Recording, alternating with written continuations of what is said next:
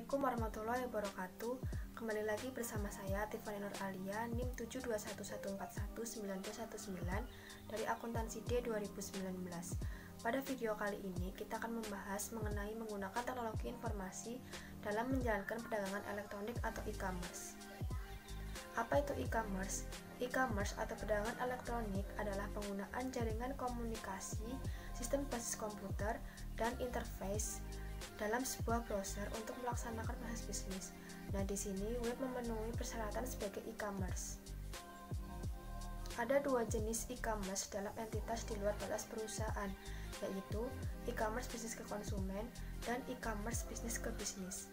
E-commerce bisnis ke konsumen mengacu pada transaksi-transaksi yang terjadi antara sebuah bisnis dan konsumen akhir, sedangkan e-commerce bisnis ke bisnis mengacu pada transaksi antar bisnis di mana tidak ada pihak yang menjadi konsumen akhir.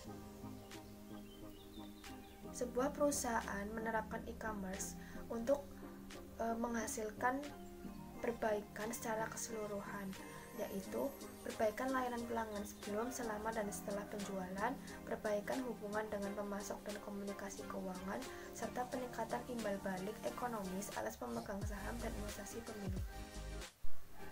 Kendala-kendala yang dihadapi perusahaan dalam menerapkan e-commerce. Yang pertama, biaya yang tinggi. Yang kedua, kekhawatiran akan masalah keamanan. Dan yang ketiga, peranti lunak yang belum mapan atau belum tersedia. Selanjutnya, ruang lingkup e-commerce.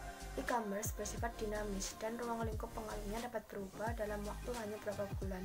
E-commerce telah mencapai kematangan hingga ke titik di mana ia menjadi sesuatu yang vital bagi perekonomian, dan arti pentingnya juga akan terus berkembang. Nah, berikut ini tabel yang menunjukkan beberapa contoh yang menyoroti dampak e-commerce dalam bidang-bidang tertentu. Selanjutnya, ada intelijensi bisnis. Intelijensi bisnis merupakan aktivitas pengumpulan informasi mengenai unsur-unsur di dalam lingkungan yang berinteraksi dengan perusahaan, sehingga perusahaan akan dapat memahami peranan potensial yang dimainkan oleh masing-masing unsur lingkungan. Basis data eksternal. Perusahaan tidak harus mengumpulkan informasi lingkungannya sendiri. Tersedia sejumlah basis data komersial yang memberikan informasi mengenai hampir semua subjek. Mesin pencari. Mesin pencari atau search engine adalah suatu program komputer khusus yang menanyakan satu atau kelompok kata kepada pengguna untuk dicari. Program ini kemudian mencari isi situs-situs web di internet untuk melihat apakah kata-kata tersebut terdapat di situs web. Konsumen yang tertarik dengan e-commerce B2C seringkali memulai transaksi mereka dengan menggunakan mesin pencari untuk menemukan calon vendor. Selanjutnya, sistem interorganisasional. Sistem interorganisasional atau interorganizational system atau IOS adalah strategi di mana unsur-unsur yang ada dikaitkan dengan transmisi data elektronik. Istilah yang sering digunakan oleh IOS adalah EDI, yaitu Electronic Data Interchange atau pertukaran data elektronik. EDI dianggap sebagai sekumpulan dari suatu sistem interorganisasional. Berikutnya, manfaat IOS. Manfaat IOS yang pertama adalah efisiensi komparatif, terdiri dari dua. Yang pertama, efisiensi internal dan efisiensi interorganisasional. Kemudian manfaat IOS yang kedua adalah kekuatan penawaran.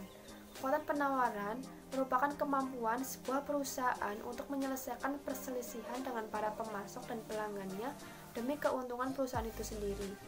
Kekuatan ini berdasarkan 3 area dasar. Yang pertama, fitur-fitur produk yang unik. Yang kedua, menurunkan biaya-biaya yang berhubungan dengan penelitian. Dan yang ketiga, meningkatkan biaya perpindahan. Selanjutnya ada EDI. EDI terdiri atas transaksi data langsung komputer ke komputer dalam suatu format struktur yang dapat dibaca oleh mesin. EDI adalah implementasi dominan dari suatu IOS. Kemudian ada extranet. Extranet adalah cara lain dari membuat IOS. Cara ini memungkinkan dibaginya informasi berbasis komputer yang sensitif dengan perusahaan lain dengan menggunakan teknologi informasi yang pada umumnya dihubungkan dengan internet. Selanjutnya, pengaruh penerapan. Berikut ini figur yang menggambarkan pengaruh-pengaruh penerapan e-commerce tersebut, yaitu ada dua pengaruh bersifat internal dan dua pengaruh bersifat lingkungan.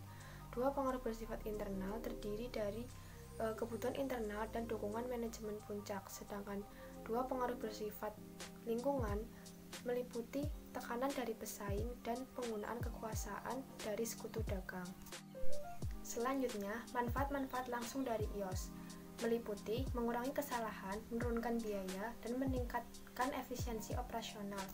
Kemudian ada manfaat-manfaat tidak langsung dari iOS meliputi meningkatkan kemampuan untuk bersaing, memperbaiki hubungan dengan sekutu dagang, serta memperbaiki layanan pelanggan. Kemudian strategi B2C untuk e-commerce. Semakin banyaknya jumlah produk dan jasa yang tersedia untuk pengiriman digital dan banyaknya pelanggan yang mulai melakukan pembelian menggunakan web menjadi alasan pentingnya strategi bisnis untuk e-commerce. Selanjutnya, produk-produk digital meliputi produk dan jasa tertentu yang dikirimkan kepada pelanggan melalui internet. Kemudian ada produk-produk fisik, yaitu produk-produk yang tidak dapat dikonsumsi melalui internet sebagai gantinya barang dikirimkan langsung ke pelanggan. Selanjutnya, penjualan maya versus penjualan campuran. Penjualan maya atau virtual sales adalah penjualan yang dilakukan oleh sebuah perusahaan yang tidak mengoperasikan tempat berjualannya secara fisik. Dengan begitu tidak ada toko di mana pelanggan dapat masuk dan membeli produk. Sedangkan penjualan campuran atau hybrid sales terjadi ketika perusahaan memiliki tempat berjualan secara fisik dan memiliki situs web di mana pelanggan dapat membeli produk. Kedua strategi penjualan eceran ini perlu menginformasikan biaya dan fitur produk kepada pelanggan dan menghasilkan pengiriman produk. Selanjutnya, ada langkah e-commerce berikutnya. Perdagangan bergerak atau mobile commerce merupakan penggunaan telepon seluler dan asisten digital pribadi atau personal digital assistant atau PDA untuk melakukan e-commerce nirkabel. Kemudian ada nirkabel berkelas bisnis di semua tempat. Komunikasi nirkabel yang kecepatannya cukup memadai melalui penyedia jasa komunikasi yang sama dengan telepon seluler akan memungkinkan terciptanya komputasi nirkabel berkelas bisnis hampir di semua tempat.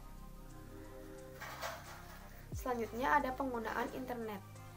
World Wide Web atau yang disebut juga sebagai web dan www adalah informasi yang dapat diakses melalui internet di mana dokumen-dokumen hypermedia atau file-file komputer disimpan dan kemudian diambil dengan cara-cara yang menggunakan metode penentuan alamat yang unik. Selanjutnya ada standar internet. Salah satu alasan mengapa internet dan web telah diterima dengan tangan terbuka oleh para pengguna komputer di seluruh dunia adalah karena keduanya bekerja sama sebagai satu sistem tunggal yang dapat digunakan dari platform komputer apapun. Dua organisasi telah mengambil peran kepemimpinan dalam menciptakan standar-standar internet dan web.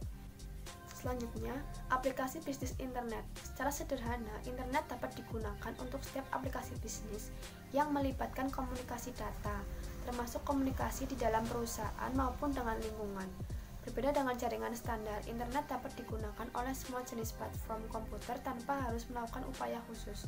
Internet memungkinkan dikirimkannya beragam jenis media yang ditangani oleh banyak perusahaan melalui jaringan konvensional yang dimilikinya. Semua area perusahaan dapat menggunakan internet. Ada area yang mendapatkan perhatian khusus, yaitu e-commerce dan manajemen rantai pasokan rumah sakit dan aplikasi retail.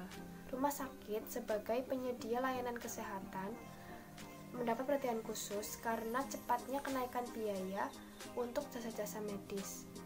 Sedangkan aplikasi retail menjadi suatu hal yang penting dan menjadi tandingan yang baik bagi contoh B2B pada suatu manajemen rantai pasokan. Dampak internet pada bisnis di masa mendatang. Para pengguna internet adalah satu kelompok yang beragam, banyak yang masih berusia muda, namun yang berusia lebih tua atau dengan lebih banyak penghasilan untuk dibelanjakan memiliki dampak yang substansial pada ramalan ekonomi e-commerce. E-commerce B2B nampaknya tidak berdampak pada pelanggan, tetapi harga yang lebih rendah dan layanan ke pelanggan yang lebih baik yang dimungkinkan oleh B2B adalah hal yang membuat organisasi bisnis menjadi lebih kompetitif.